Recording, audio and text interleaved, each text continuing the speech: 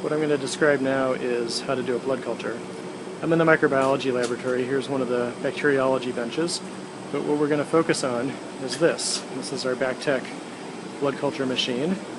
And here we have a couple of blood culture bottles. So what you need to do is essentially take one of these bottles and place 10 milliliters of blood in it using sterile technique. And you can see that if you overfill it, that could be a problem. Usually we use multiple sets, so usually one aerobic and one anaerobic blood culture, and we'll draw them at intervals. So we'll usually order in sets of two.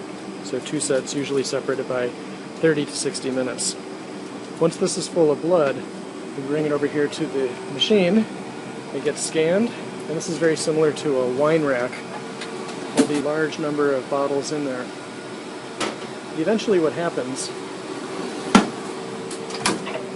is there's a disc on the bottom of here, and that is a colorimetric change that happens when it detects carbon dioxide.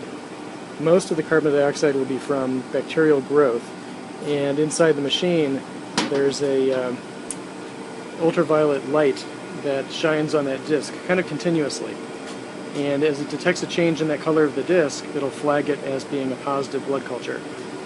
That'll show up on the monitor, and it'll tell us which bottle to pull out. So if we've got a bottle that's flashing, pull it out. Say if that one is positive, what we'll do is we'll take that, and then we'll bring it over to our station, take a little sample from it.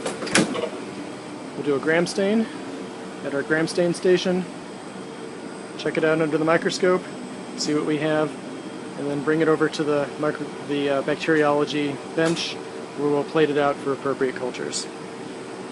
Now a bottle is positive if it detects a certain amount of carbon dioxide. Some things will turn it positive, like excessive growth of metabolism from very high white blood cell count.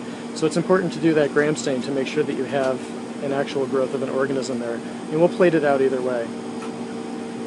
Usually these are negative only if they're 5 days old and negative.